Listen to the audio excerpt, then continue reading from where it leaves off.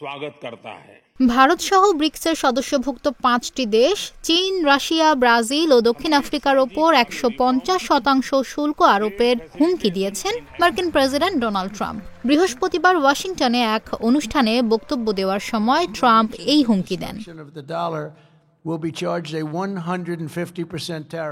ভারতীয় সংবাদ মাধ্যম ইন্ডিয়া টুডে জানিয়েছে, গতকাল ওয়াশিংটনে রিপাবলিকান গভর্নর্স অ্যাসোসিয়েশনে বক্তব্য দেন ডোনাল্ড ট্রাম্প। তিনি বলেন, ব্রিক্স দেশগুলো যদি মার্কিন ডলারের বিকল্প কোনো মুদ্রা তৈরির চেষ্টা করে তবে তাদের পণ্যের উপর 150% শুল্ক আরোপ করা হবে। ট্রাম্প অভিযোগ করে বলেন, দীর্ঘদিন ধরে ব্রিক্স দেশগুলো আমাদের ডলার ধ্বংসের পায়তারা করছে। তারা একটি নতুন মুদ্রা তৈরি করতে চায়। মার্কিন প্রেসিডেন্ট জানান, তিনি দায়িত্ব নেওয়ার পরপরই ব্রিক্সকে সতর্ক করেছেন। তিনি বলেছেন, ব্রিক্স রাষ্ট্রগুলো যদি ডলার ধ্বংসের চেষ্টা করে তবে তাদের পণ্যের ওপর 150% শুল্ক আরোপ করা হবে। আমরা তোমাদের পণ্য চাই না। ট্রাম্পের এই হুমকির পর ব্রিক্স দেশগুলোর পক্ষ থেকে এখনো কোনো প্রতিক্রিয়া পাওয়া যায়নি। এর আগে ট্রাম্প বলেছিলেন, ব্রিক্স দেশগুলো যদি নিজেদের মুদ্রা চালু করে বা ডলার ব্যবহার বর্জন করে তাহলে তিনি তাদের আমদানির ওপর 100% শুল্ক আরোপ করবেন। বৃহস্পতিবার সেই বক্তব্য থেকে সরে এসে ট্রাম্প 150% শুল্ক আরোপের কথা জানালেন। তিনি স্পষ্ট ভাষায় বলেছেন, কোনো দেশ যদি আন্তর্জাতিক বাণিজ্যে ডলারের পরিবর্তে অন্য মুদ্রা ব্যবহারের চেষ্টা করে তবে তাদেরকে যুক্তরাষ্ট্রের সঙ্গে সম্পর্ক ছিন্ন করতে হবে। ব্রিক্স হল ব্রাজিল, রাশিয়া, ভারত, চীন এবং দক্ষিণ আফ্রিকার সমন্বয়ে গঠিত একটি অর্থনৈতিক জোট। এই জোট বিশ্ব অর্থনীতিতে মার্কিন ডলারের আধিপত্য চ্যালেঞ্জ করার জন্য বিকল্প মুদ্রা চালুর বিষয়ে আলোচনা করে আসছে।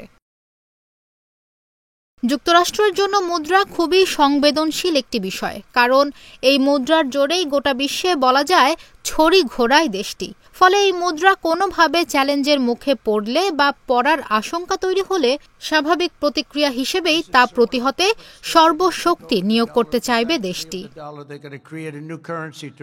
বিশ্বের অধিকাংশ দেশের রিজার্ভ, এমনকি সার্বভৌম তহবিলও ডলারে সংরক্ষিত হয়, আর এটি মার্কিন মুদ্রা ও তার প্রভাব বলয় বৃদ্ধির অন্যতম কারণ। এই ডলারকে এর আগে কিছুটা চ্যালেঞ্জ জানিয়েছিল ইউরো, কিন্তু ইউরোপীয় ইউনিয়ন থেকে যুক্তরাজ্যের সরে আসা সেই মুদ্রা চাকচিক্য অনেকটাই নষ্ট করেছে। পাশাপাশি পশ্চিমা মিত্র হওয়ায় এই দেশগুলোর জোট ও তার মুদ্রা নিয়ে আলাদা করে দুর্ভাবনায় পড়তে হয়নি ওয়াশিংটনকে, কারণ গোটা ইউরোপ নিরাপত্তা ও প্রতিরক্ষা বিবেচনায় ওয়াশিংটনের ওপর ভীষণভাবে নির্ভরশীল। বিপরীতে ব্রিক্সভুক্ত দেশগুলো উদীয়মান অর্থনীতির দেশ হিসেবে পরিচিত হলেও এর দুই সদস্য চীন ও রাশিয়া ঐতিহাসিকভাবেই মার্কিন বিরোধী ব্লকে অবস্থান করে।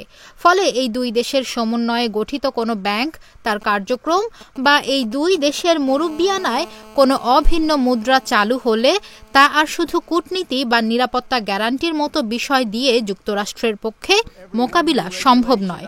বলার অপেক্ষা রাখে না যে ট্রাম্পের হালের এই ভাষ্য একই সঙ্গে তাই হুমকি যেমন তেমনি মার্কিন দুর্বলতাও প্রকাশ করে দিচ্ছে।